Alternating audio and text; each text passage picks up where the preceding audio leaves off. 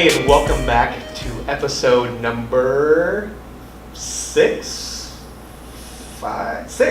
Episode number six Of SDR Radio. This is one of the hosts, Ryan, This is Matt. and we have a special guest on today. We thought it would be really neato to bring in a grandparent and kind of get the grandparents' perspective on the game. So help us welcome Pops, aka Bob. Thanks, Bob, for joining us. Thanks for having me. Absolutely. So tell us a little bit about your background, maybe your playing experience, where you're at now. Yeah, on your notes said I was been playing sports since the 1900s. Well, yeah, we're not going to give away your age, but I think you were playing Little League in the early 1900s. Yeah, as a matter of fact, I started playing baseball when I was 8, organized baseball.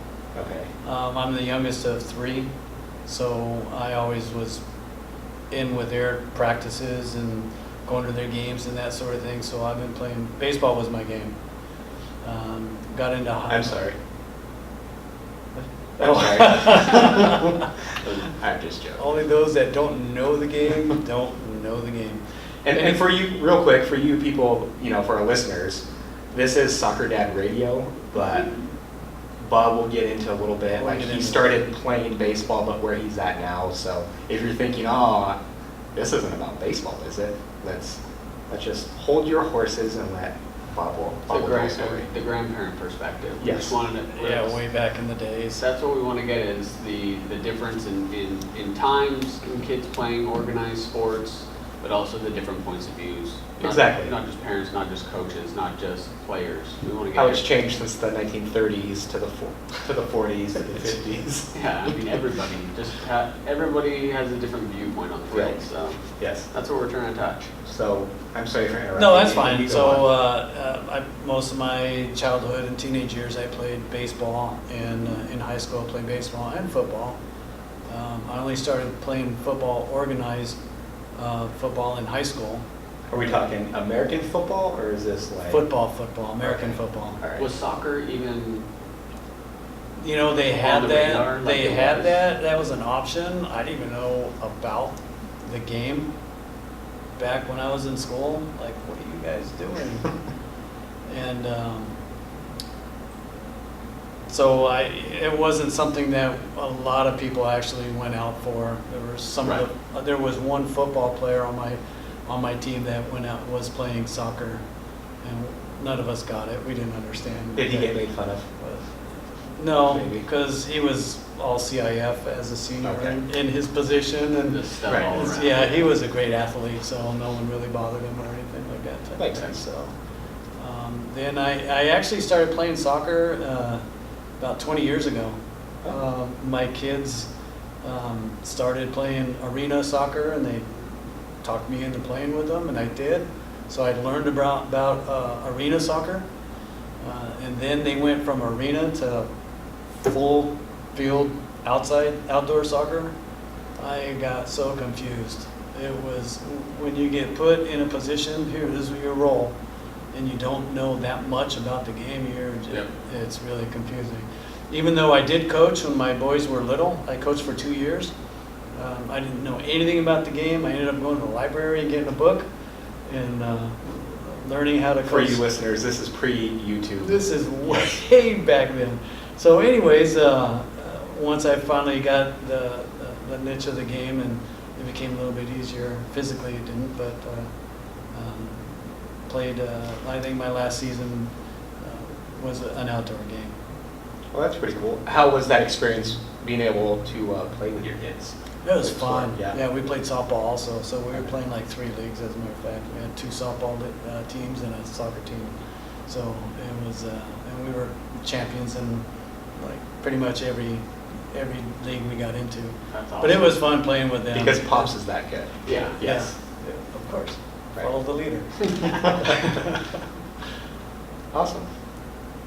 So how do you think, going back to your playing days, and, well, actually, let's talk about a little bit about your situation right now.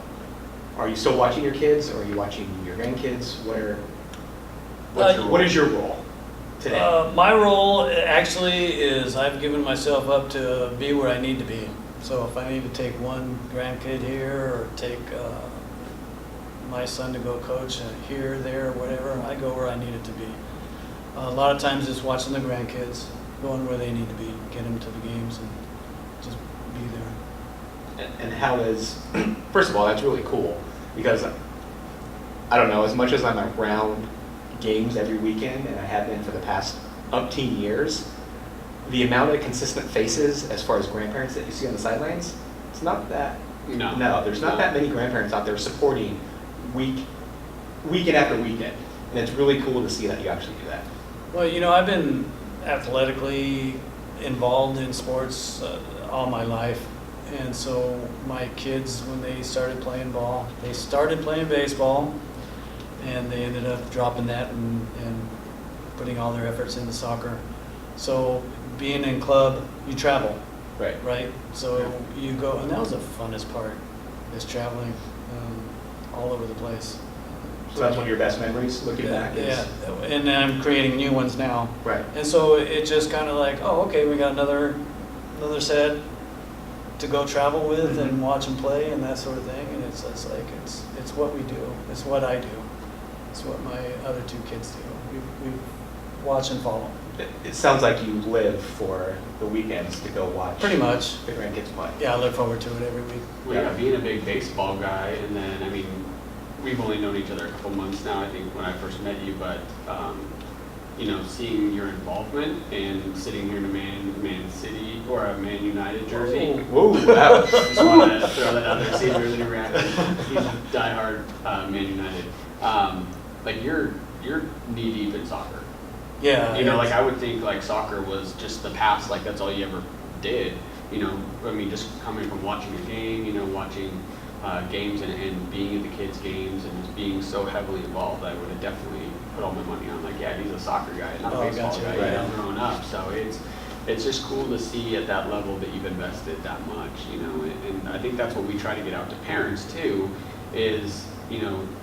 Like you've mentioned, the journey and the traveling and going to the tournaments, and we're trying to, you know, change that focus, and the parents need to sit back and relax and enjoy this. Like enjoy this journey, enjoy that traveling, invest in your kid, like be your kid's biggest fan. Like that's, and like you're a perfect model of it, like going out to the fields, like that's what I hope I am. You know, I hope my grandkids, I hope I'm right there on the field with them too, just like taking them, you know, being dad, grandpa Uber or whatever, you know. Exactly. We won't have Uber then, but No, the kids will probably just push a button and they'll like just teleport. Yeah, they'll teleport to the field or something. God, that'd be a nice life. That would That'd be be great. So, rewinding now back to when you played organized sports compared to where they're at now, and what's the biggest difference that you see? It's more specialized right now. Okay. So like when I was playing ball, there was kids that were playing football, there was baseball, maybe a little bit of basketball, and that was pretty much it. Now it's like you find your niche. Like the grandkids, they were playing baseball also, and they like soccer better. So you find what you like and you kind of specialize More in it. opportunities. So now there's more travel ball. Yep. Back then there wasn't no baseball travel ball, there wasn't winter ball, there wasn't spring. I mean, there was just the regular Little League baseball season. After that was All-stars it. or- Hey, you go find something, you go play Right. sandlot football, sandlot baseball, Mhm. you find things to do with basketball. But now everything's so structured and specialized that this is what you do. And I've come across some soccer kids who, I can't come to training or a game because I have a playoff in baseball type of thing. Right. So they're specializing in like two sports. Yep. So it's just more specialized and tuned down to the sport. Okay. How's the parent involvement? Like when you think back when you played organized sports and you sit on the sideline now of one of your grandkids' games, you see parent reaction and parent interaction. Are parents crazy now? Were they that involved back then? Were they that as passionate?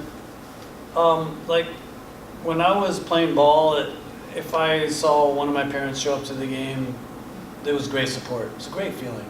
Right. When they weren't there, you kind of like just made do it. You know, you're a kid. You know, so it's good to see someone familiar of watching in the stands. There was a lot of parents that were a lot of involved, so the involvement I think is staying the same. Okay. Because back then there was a lot of parents involved in the sport. Again, I grew up baseball, so that's the only thing I could fall back on. Right. But there was a lot of parents that were a lot of involvement with team parties and end of the season party type things, and getting involved in like a team mom. We had team moms back then. Yeah. Type of thing. We still do now. Well, now they're called. Yeah, look at Ryan. Yeah, look at me. Yeah, they're called managers. I'm I a like the team way mom. they reworded that. Yes. Hey, I have my bedazzled hat that says team mom. So you don't think there's more involvement today than there was? Depends on what you want to classify as involvement. Okay. You know, there's Well, that door's wide open now. So it's way open. Yes. So, for example, involvement could be supporting the kids, doing things with them, with the team outside of games and training, team camaraderie, you know, that type of thing. And then there's involvement watching the game on the sidelines, touch lines, so to speak. And to me, that's a huge area for me. Like, I made some notes here, and that we were talking about the involvement with parents. From what I've seen in the years that I've been watching soccer and being involved with it and that sort of thing, is I think parents need to see the game as a spectator. My son, my daughter's playing. That's great. But you need to see that game being a spectator, as if you were going to LAFC game, Galaxy game, a high school game, maybe that you happen to pass upon. You know how you go to a game, you're there an hour early, and you're watching the game beforehand, right? Right. What are you? You're a spectator. You watch the game and watch it as it is. That's how it needs to be if you're a parent. It's funny because I hear a lot on the sidelines with parents, and they're coaching their kids. Hey, go in, go in, go in. I've even seen a kid turn around like, my coach doesn't want me there. There's been times where I've seen a parent kept telling his kid what to do constantly, and the kid was getting so confused, like the coach actually pulled him because he wanted the parent to stop talking to his son. Right. So he sat the kid. Now the parent became quiet. He has no one to coach.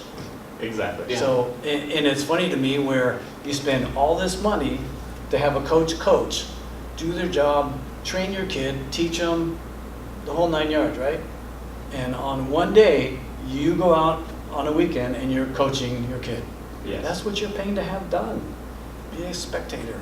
Like, you don't go to their school and start teaching them geography. I think there's a term. What is it? The helicopter parent. Oh, And sure. I think there's those overbearing. Now I hear about it. The overbearing moms that will email the teacher about certain things. So. Okay, I gotcha, but Right, you right. don't go there, sit on the side of the classroom Correct. and tell, hey, You're not gonna tell them what to do. you're not how to spelling do that it. right, Right. type thing. You know, be a spectator, relax, let the kids evolve. You have to trust the system. You got to trust the training. You got to trust the program. You let that work. I have a grandson that when he started, I couldn't believe what I saw. He was not that good. I turned to one of my sons and went, I think it's skipped a generation. He is not going to make it. Now he's playing for Barcelona in Arizona. Nice. The involvement, I trusted the system. I didn't take him out and go, hey, this is how you kick a ball, this is how you play, or this sort of thing, you know. I trusted him, I trusted the system, and now he's playing the highest level right. you could probably be with a worldwide soccer club, and he's doing good.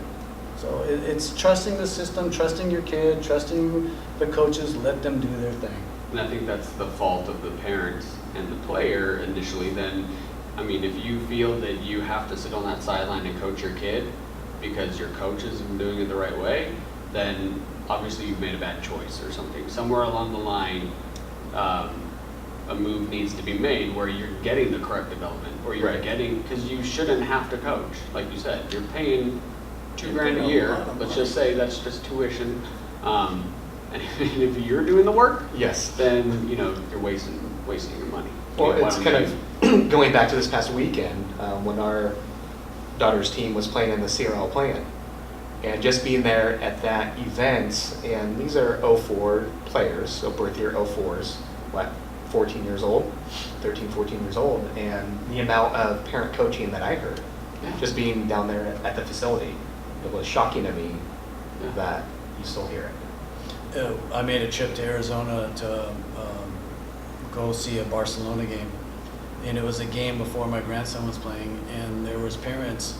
I mean, when you go play for Barcelona, it's not cheap. You're paying some dollars. Yeah. Different different players get different levels of scholarships and that sort of thing maybe, but whatnot. Anyways, I'm sitting there and I'm watching the game before, walking by, and I hear a parent coaching a kid, and I'm like, do you recognize you got coaches that come from Spain, come from all over the world that Barcelona has hired, and you're trying to coach your kid on the side? That didn't You make should have sense. got them an application. That didn't make sense to me whatsoever. I was taken back by that. Do you think if that parent's coaching at that level, do you think if they had the best coach in the world, whoever you think that is, do you think they would still have something to say as a parent? Yeah. Like coaching? Yeah. It's probably just that personality, or Right. I don't know if they think it's a right because they're invested, it's their money, they're paying. But then again, it's counterproductive. I was put in place a long time ago when I used to, yell and kind of coach my kid. It's natural habit. Like after you coach your kid all through rec, and then they make the competitive jump, and then you still want to help, but you need to let them figure it out. Right. You got to let them figure it out because it's counterproductive. If Ryan's telling them one thing and then I'm telling them the next, and they're complete opposite, then it's just a disaster on the field. And it's very clear. Right. They'll get very confused, and it might cost them a spot on the field. Yeah. I remember when my kids were playing, never said a word. I gave them signals, and the only signals I gave them was for time. Yeah. Okay. Times 10 minutes left, Yeah. 5 minutes left, less than 5 minutes left, so they know how to pace themselves and do what they need to do. No, that's good. Like they come off and I wish I knew I had only a couple minutes left. I could have done something to generate some type of goal or that sort of thing. Right. So if that's how you were on the sideline, how were you after a game with your kids? I listened to all your podcasts, your interviews, and that sort of thing, and I was how I handled my kids, and I do that with the grandkids right now too. As we talk about it, I always tell them the good things. I tell them what I thought their weaknesses were, and then I follow up with the good things again. And I do that now. If it's a really bad game, I don't say anything. I let them bring it up to me. Right. Yeah, Even today. There's a time and a place for it. Yeah. Exactly. But still, it was never. I never downgraded them, berated them, or anything like that. It was like, hey, this is what I think you need to work on. Because I've been in sports all my life, and I've coached baseball a lot more than I did soccer. So the coach comes out in you. It's like, hey, you did really good. These are the areas you need to work on.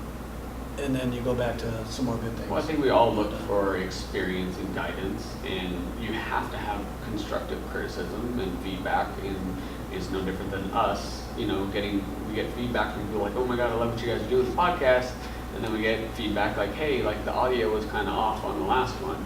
It's cool, okay, we're not hearing that. Maybe we're not hearing it in the car as we should, or maybe we're listening through headphones, so we make the adjustment, get the extra mic, and try to fix that. We would have never known. So you've got to, there's plenty of room for feedback and constructive criticism, and that's just where it's up to the parent to draw the line, where and when is the big piece, I think. True. And if I have a question about something I may not know, I see them do something like, hey, what were you supposed to be doing in this situation, type thing. So, they know the game better than I do. Yeah, for sure. Going back to what you were talking about as far as the parents maybe coaching from the sideline, and I think a lot of parents don't realize this, but there's many times your coach will kind of have a game plan going into that match. And there might be certain specific goals that this player has to accomplish. But those aren't communicated, and I don't think they should be communicated to the parents, as long as they're communicated to the players.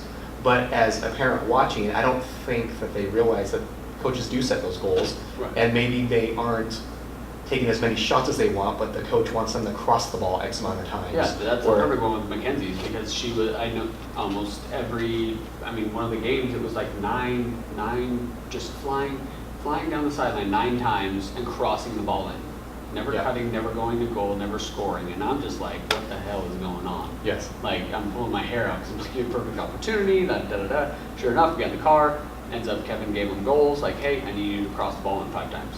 Yeah.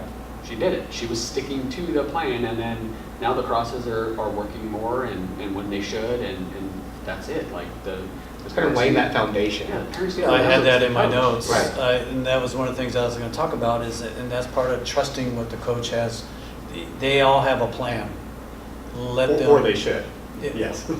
The ones I know have a Yes. plan. They should, and if Right. they don't, and you're not comfortable with it, then that's again where the player and parent need to And that's a get problem. comfortable, and that's Right. a problem you need Again, to fix. be the spectator. Yeah.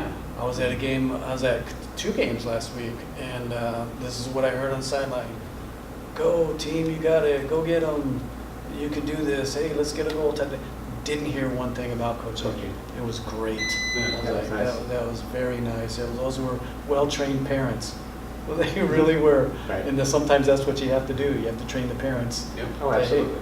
I have a program, I have a plan for your child. Don't ruin it. Yeah. This is what I want them to do. Yeah, there's nothing wrong with it, and that's, again, that can come with the coach too, like having a parent meeting, like, get an understanding of your coach too. Like, especially if you're a parent and you don't understand, like, get with the coach, figure out what their plan is. We talked about it before. What's your game plan for my kid? It's great that you said that, because I was standing near a coach about 3 weeks ago, and a parent came up when I was discussing their son's role on the team, and the parent wanted to drop the son, the player, down to another level so he can get more playing time. And the coach says, not right now. This is a spring season, and I want your son to take in what's going on at the higher level. Yeah, he may not be playing so much right now. Let him absorb everything, that the speed of the game, the tactics of the game, the mentality of the game, everything all put together. And then after the season, when the regular season starts, then we'll put him back down, to level 2. Right. And the confidence that boy's going to have when he Okay. moves down there, Yep. it might end up being a captain type thing. He'll probably be running circles around some of Exactly. those players. So I don't bet. move them so fast. Again, that coach has a plan for that player. Trust the process. Trust the process. Trust the coach. Let it develop. Let it happen. Like I said, that was the hardest thing for my oldest grandson, is to watch when he first started. Like, oh no. I love the honesty that came from you, and I could just imagine, you turning and looking at your other son, saying, "Wow." Yeah, Yeah, that one. not gonna happen on this one. Exactly. Maybe the next one. Right. And it's happened really good with the both of them. So you trust. The main thing is you gotta trust your son, trust your daughter. Let them absorb what they're being taught. Let them put it into use. Don't hinder them on the side. And that's one thing, you know what? And I never had it happen to me when I was playing ball.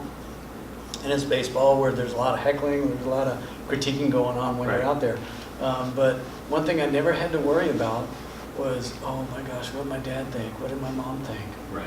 While I'm playing the game, it's like let your son or daughter have fun.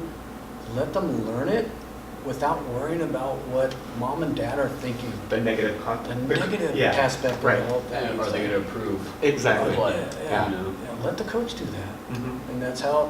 And you know what? That's called player development. Yep. Right. And I think it's parent evolvement, parent Yeah. maturity, Yeah. going from, those early days when everything's just about like grilling them on every aspect of the game or what they didn't do right, and then just kind of maturing into it and saying, you'll figure this out, your coach will figure it out. So just sit back and enjoy this. It'll click. Right.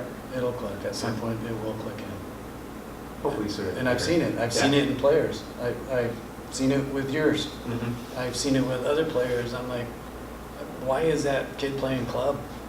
Well, that's what I thought when my son first started. It was kind of funny because he transitioned from an AYSL matrix team, Yeah. Wolfpack team, into club, and the coach at the time wanted him to play up. And I questioned it, and I was fairly new to club at that time, but I was just thinking, oh, well, the coach knows best. But in this case, I actually don't think he did, and come to find out that the coach that did this, I mean, he was just stacking his roster. He just wanted, he just wanted an extra paying player, basically. Yeah. And we quickly realized that he was out of his element playing an age group, and we quickly pulled him down at his own age group. That was the right call for us. So, I mean, going back to that development, trusted process, I mean, Yeah, exactly. I could just see where it was going, and I had to do something about it. You know, being at the top level, being at the very best may not be for that player.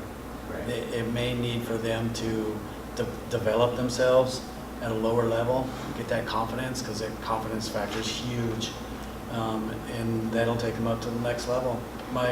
Again, my oldest grandson, every time he gets onto a new team, I watch him. It takes him probably about 6 to 8 weeks, and you can see the confidence kick in, Okay. and you can see it develop, and like, this guy's going to own this team here pretty soon. And every level he does, he starts owning it. Right now, it's a little bit different, but he's there. He's making calls on the field when he's playing. And I'm like, oh, he's comfortable. You can see them get comfortable. Yeah. You can see him just gain that confidence and use it.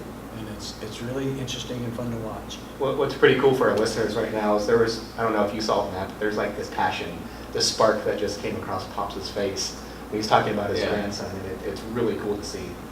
And Well, that's where you're becoming a Right. fan of your kid or grandkid. Like, it's your favorite sports team. It's no different than someone liking the Lakers and talking about Kobe Bryant, like being their favorite. Like, Michael Jordan. You know, Michael Jordan. It could, I mean, whatever it is, your favorite golfer, whatever, like that same passion, that should be the same thing for your kid.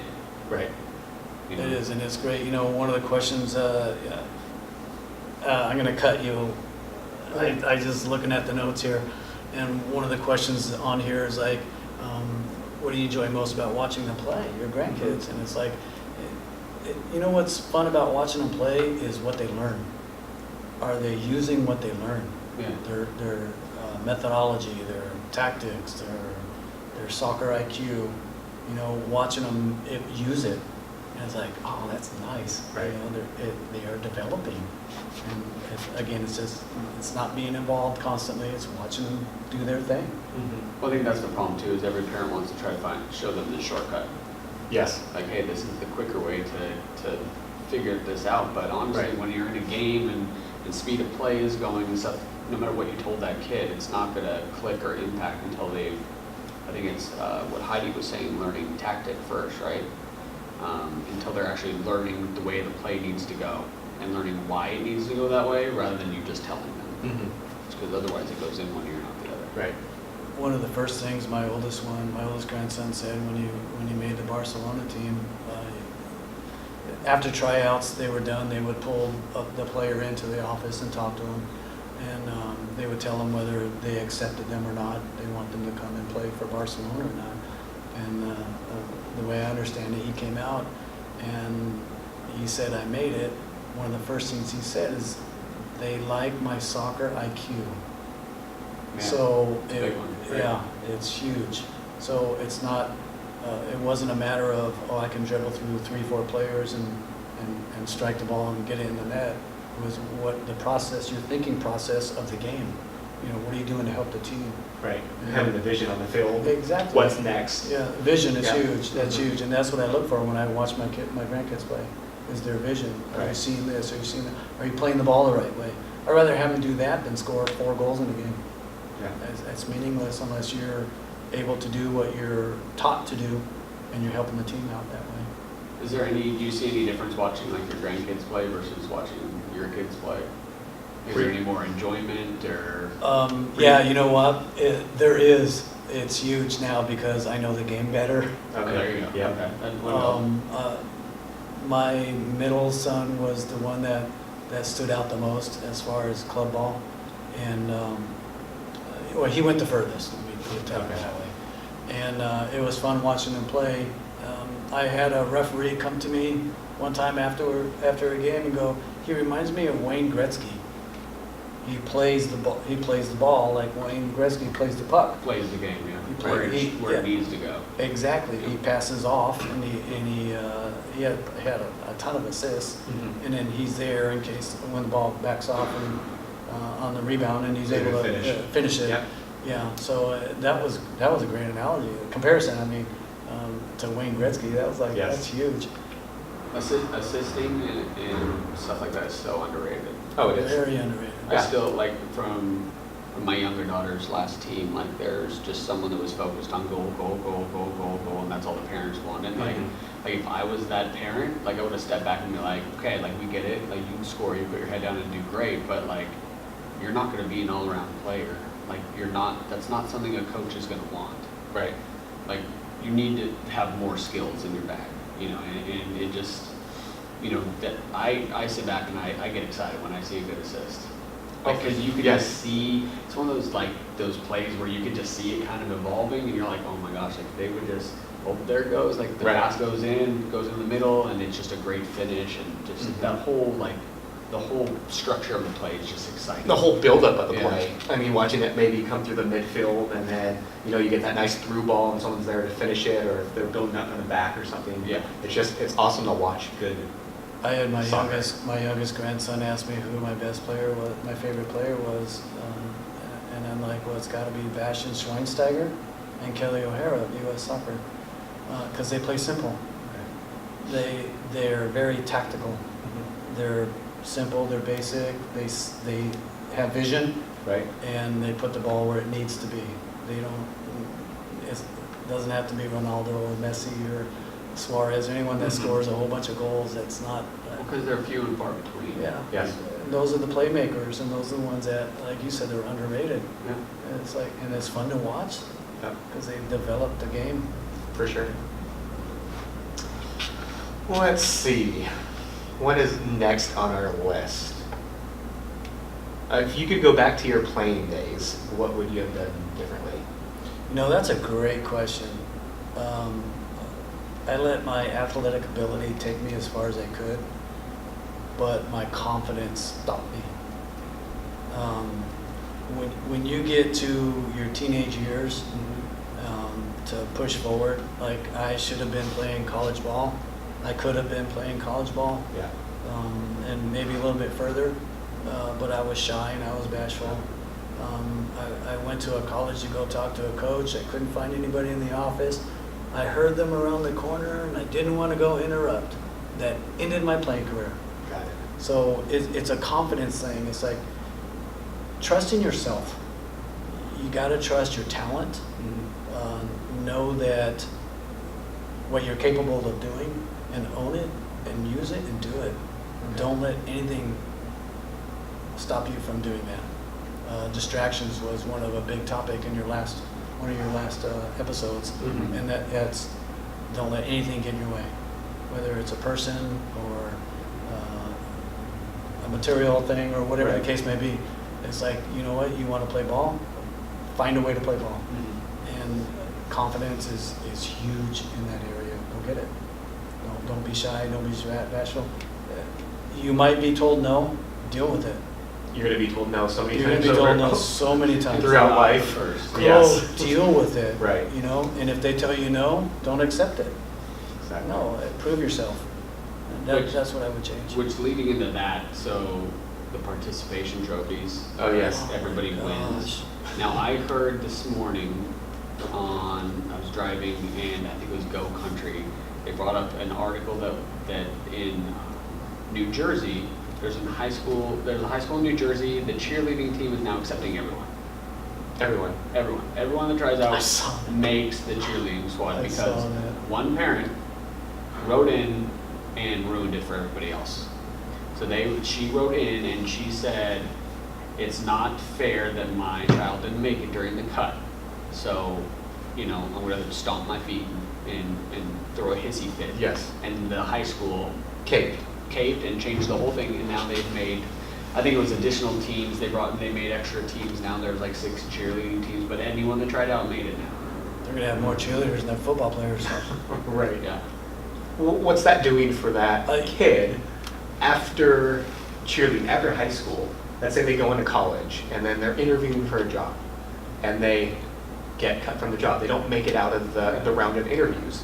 Is that mom going to be sitting with HR saying, hey, look, I guarantee I'm it. sure the word that I was going to use, I'm not going to use. I'm sure she would be there and will fight for her child every, you know, I mean, and that's the problem. Like, these kids aren't going to learn anything. They're not going to learn to lose, which you have to learn to lose. And it sucks as a parent seeing your kid upset from losing. Oh, yeah. But it's just part of life. You know, the notes that I put on there is like, because that was the question, and I can't stand that. It's beyond ridiculous. But anyways, the notes that I put on there is like, you know what? You're gonna lose. Yeah. You're gonna have faults. You're gonna have disappointments. It's a learning opportunity. Yeah. That's nice, yeah. No, it is. It Everyone is. says a learning lesson. Well, it is a lesson, but it's an opportunity Right. to grow from that. How am I going to handle this situation? Hey, you didn't make the cheerleading squad. What am I going to do to better myself to either make it next year, Yeah. or if it's your last year, make it to your next level, you go to college type of thing? Right. Whether it's cheerleading, sports, whatever the case may be. Or, you know, maybe cheerleading is not for you. It's not for me. Trust me, it's not for me. Maybe you're the flag girl, Right. Yeah. or drill team, or Yes. on the dance team, or, you know, something else. Like, I mean, I can go for days on stuff that I failed at and was told I wasn't good enough for. But look at me now. I'm But you're here. podcasting. Yes, you're here. You're You alive. got to find your niche. You got to go with what you're good at. Yeah. Right. So not, you know, like I was on a board of a soccer team in Fallbrook, and that was one of the things that they had, same things, like everybody gets a trophy. I'm like, why? Let them compete. You know, it's about competitiveness. Yes. And it's not just in sports. You know, it's in real life, it's in your jobs, it's in your careers. There's going to be competition in there, and you got to learn how to Absolutely. lose. Yeah. Because you got to learn how to deal with failing situations. Yeah. That's all there is to it. Just part of life. It's part of life. Yes. Again, it's a learning opportunity. So does Pops love to win, or do you hate to lose? Both. Depends on the win. Depends on the What's at kind. stake? Depends on the kind of win. Okay. Like, for example, like I said, like most of my stuff has been softball, baseball type thing. So when we win in softball, like 14-1, that's not fun. Right. If we win a close one or even lose a close one, or 1 or 2, I don't mind losing that kind of game, Right. as long as we did well. So if I was a coach, and we're on the soccer stage right now, and my players did everything they were supposed to do, possession, even if they had majority possession, 60, 70% possession, 80%, and they lost the game on a breakaway, it is what it is. You did your job, you did real well, I'll take that. I'll take that loss as a victory because you did what you were supposed to do. All right. Does that make sense? That makes sense. Yeah. Yeah. Yeah, for sure. So what do you think, is one of the biggest improvements we need to see in this sport, in soccer, for future growth? Player development. Oh, wow, you were quick with that. Oh, it's You were quick. huge. Because I see with all the games, I just don't go to my grandkids' games, you know. I go to, before their games and some of the games afterwards, I'll sit and watch, you know, Yeah. us as a group, we'll sit and watch type thing. And you can see the teams that are coached, I'm going to say properly, because they play. Mhm. They play the game. I don't think that's the way U.S. soccer wants it. And I don't know if you, go ahead. I agree there, but I think part of the problem is the American culture with a winning mentality. Score, score, win. And so I think that we're kind of bred, it's all about the win. And I'm not making an excuse for us, but I'm just saying I think that that's how the American culture is. Well, and you're right, it is. If you develop your players properly, you'll win more games than not, right. right? So, Well, it kind of goes back to what you said about when Matt asked you, do you like to win. Wait, what was the question you asked him? Love to win. Love to win or hate to lose. And you said, well, it depends on the situation. Depends on it, yeah. And I think it kind of relates to this topic as well. And depends on the what's at stake, like you said earlier.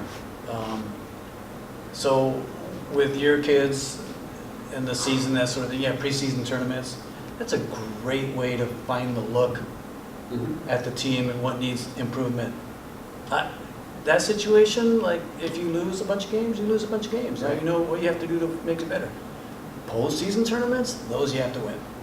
Yeah. So if you work on from the preseason tournaments, you work your all the way through development, teaching properly the game, Yes.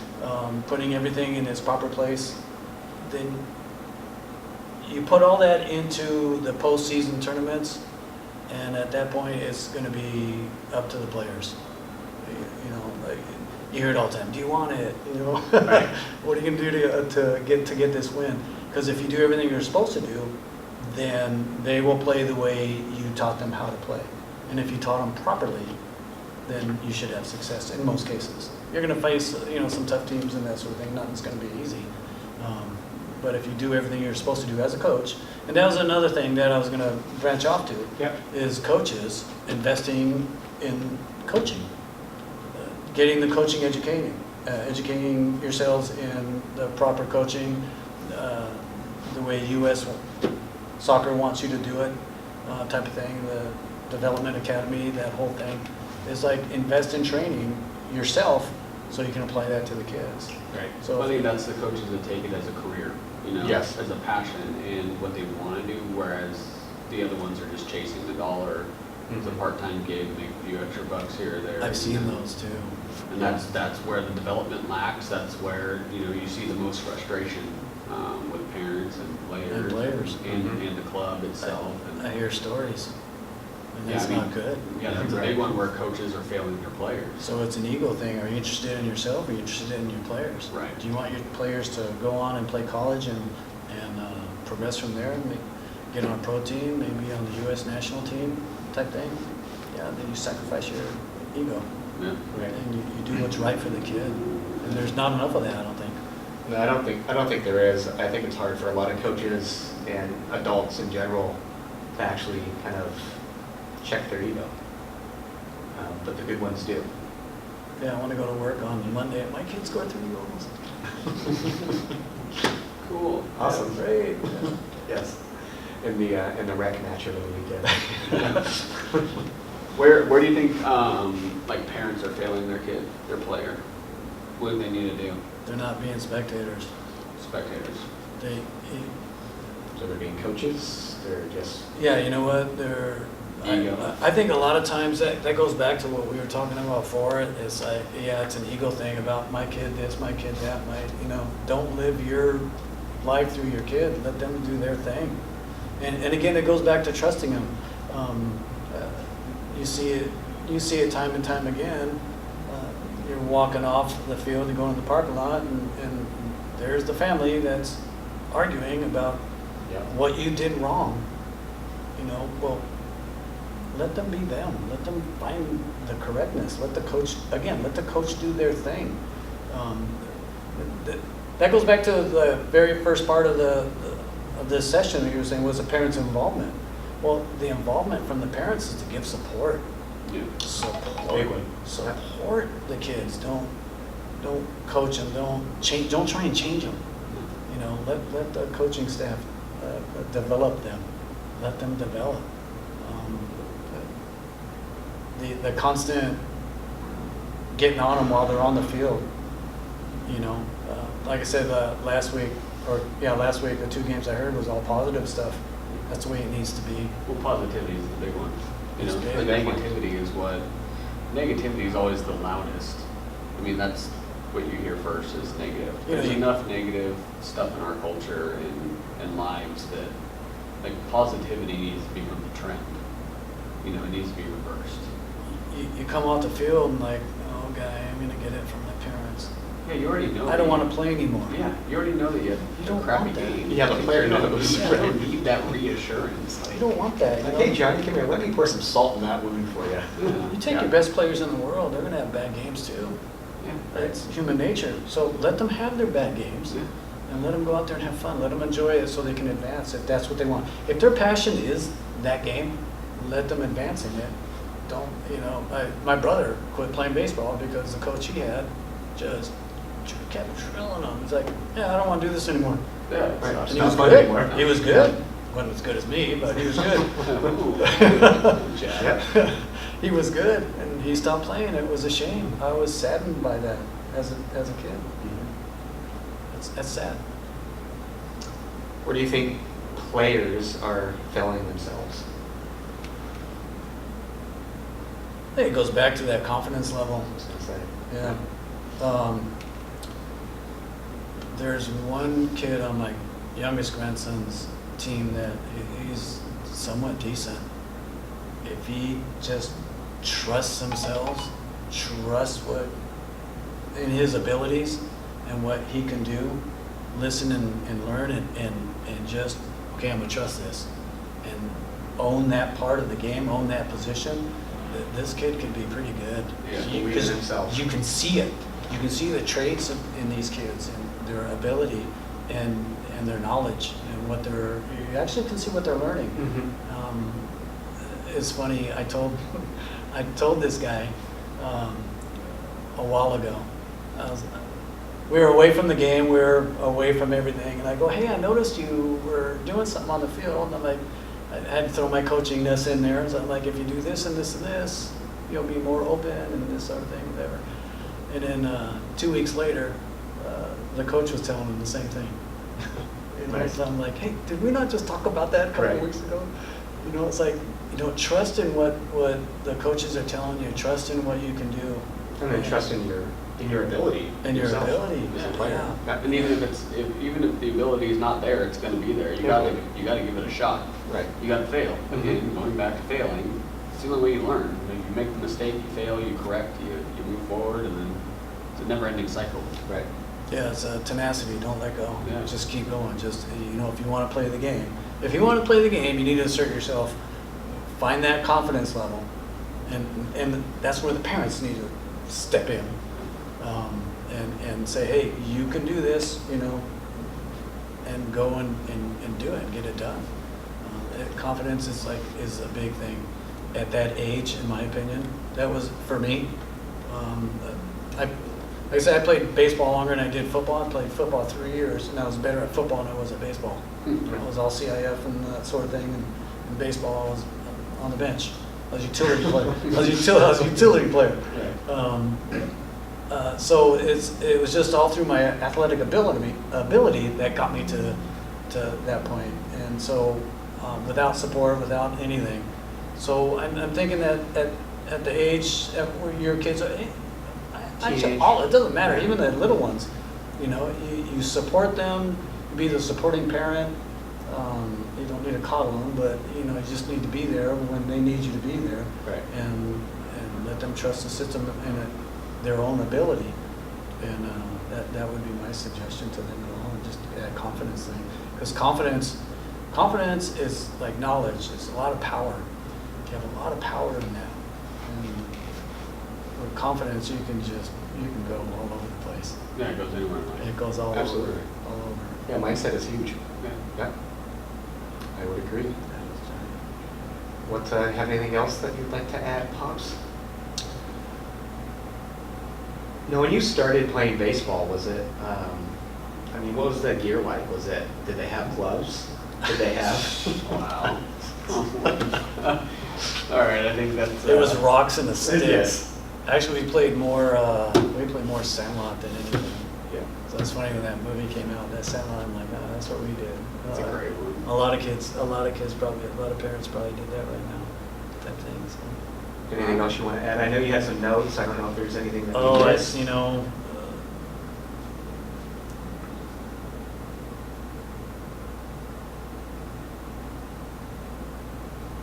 That's pretty much what I have. Thank goodness you're going to edit a lot of this, or you can edit it. My biggest thing is the parents. What's your role in your son's or daughter's development in the game? Understanding your role. Understanding your role, like where do you need to be? What do you need to do? I see some great parents on the sidelines. I see some horrible parents. I was at a game last month where the team was up, and all they had to do was maintain the score, and they could move on. And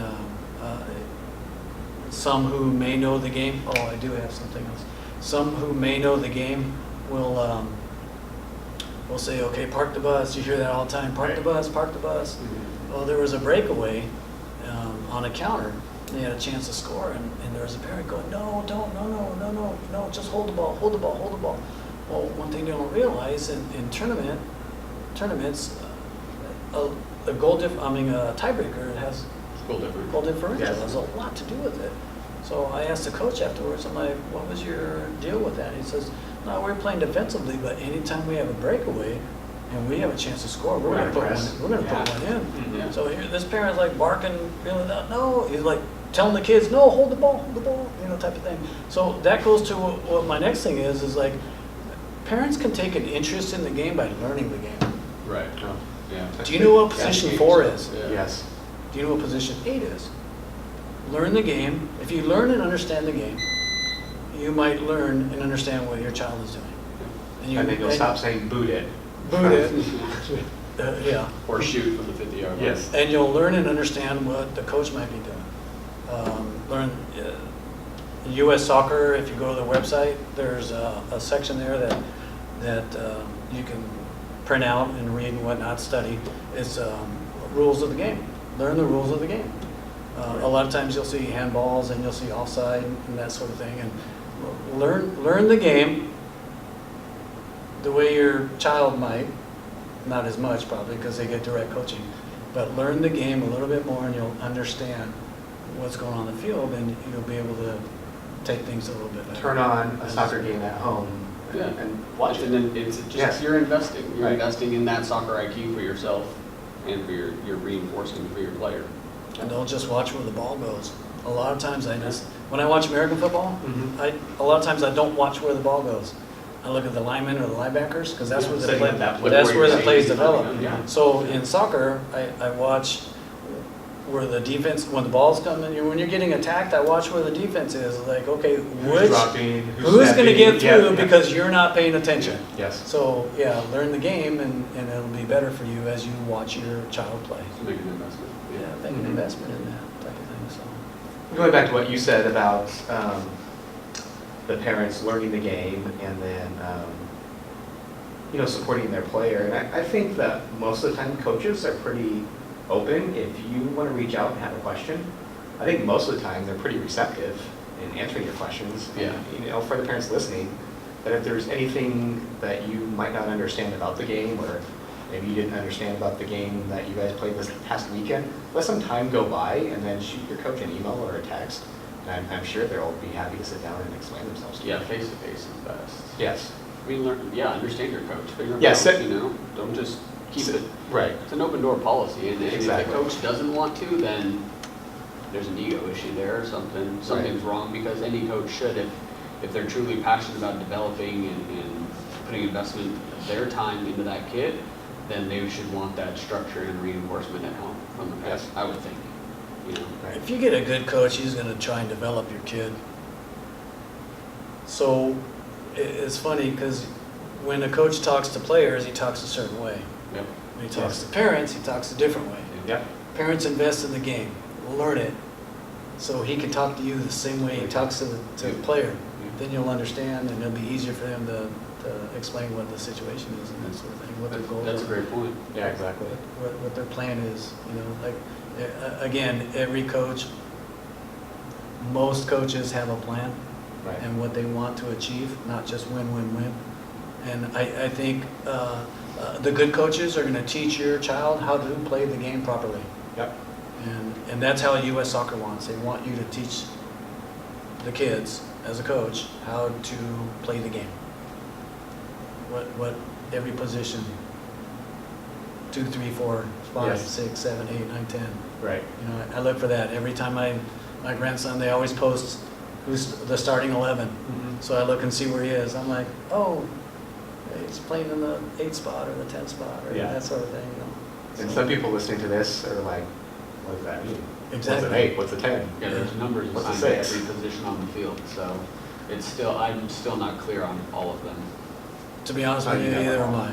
I'm Yes, like, wait, you I never thought know. that was this one, and so There's actually sometimes numbers for every sport position. Yes. Baseball, you'll hear a Right. lot. baseball there is. Like you'll hear with plays, it went from like a 6-5-1 or, you know, just meaning it went from the pitcher to the third base to the first base to. Right. So again, that's investing a little bit more into the To- sport as the parent. you So know. maybe what I'll do is when this one's posted, when we host this one on the site, I'll put a little graphic down of positions. Well, I think that'd be a good one to just talk about. Yeah, well, we can throw it Bring on a coach social on, too, yeah. Bring on a coach, Right. and then we'll just go over positions. Yep. Just go straight down the list and, Here's your job. This is what. yeah. And the thing about learning the game as parents is you learn different formations. So it's funny because I would watch games, and all of a sudden something's different. And then I'll ask the coach, I'm like, did you change something like in midstream? He goes, yeah, we went from this formation to that formation. I'm like, I knew it. Yeah. I saw it. You can start to see it. You You understand. can see the it. strategy. Yeah, It's a- exactly. It's a chess match. Yeah, A lot and of you go, times. oh, that's what they're doing. Mhm. Now you understand the game instead of, what are they doing out there? Right.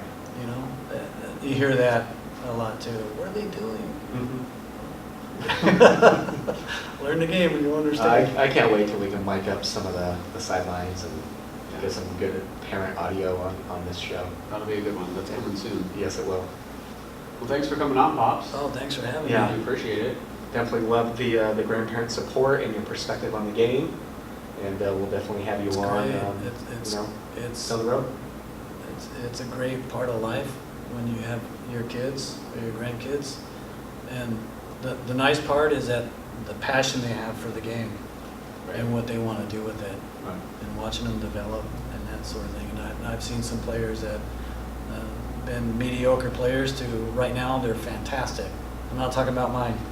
I'm talking about others. Mhm. Like, and I'll say that to the coach too. I'm like, that player has really changed a lot. Yeah, we've been working with them for the last 6 weeks, Right. and you could see it, and that's fantastic. So it's a good part of life. It's a good sport. Not that baseball isn't, but I've really taken a better grasp of the game since my kids took over. Right. They dumped baseball and they started doing soccer. So And then that's what your grandkids are playing now. yeah, Yep. and it's great to watch the development and the strategy of the game and everything. So it's good stuff. Awesome. Well, thanks. We'll be at the Man City Cup in Oceanside. I believe we're at the Del Mar field. Yeah, I think we're at actually. Del Mar. And that's at the Any end of change. May. So if any of these parents or players are out there and you guys want to stop by and say hi, we'll be roaming around the fields. We'll have our Soccer Dad radio shirts on. Stop by, say hi. And again, if you have questions, we've been receiving some questions that we're kind of compiling a list that we want to bring up, maybe with our next coaching interview or something along those lines. Be sure to hit us up and let us know, because we can, the more feedback we get from you guys, the more we can bring other points of view on and Just bring some value too. yeah, and bring other yeah. value on different parts of the game. And we're gonna, more coaches, athletic, more training and athletic stuff and recovery. Plenty more content coming. Definitely. It's been It's fun so far. It's a good thing that what you guys are doing. There's a lot to learn, especially from the parent side and that sort of thing. It's like when you get injured, how do you deal with that type Right. of thing, and that's just so much to learn in this sport. So it's a good Sure. thing. It's good that what you guys are doing. Well, thanks I for think that. it's- I think it's We're- great. Yeah, it's been a lot of fun so far. Yeah, it's good. You can check us out on all the social too: Facebook, Instagram, Twitter, and YouTube. Soccer Dad Radio, or the website soccerdadradio.com. .com. Sweet. And we will see you guys on the next episode. Thanks again, for Pops. listening. Thank you, gents. Talk to you later. Well done. See ya.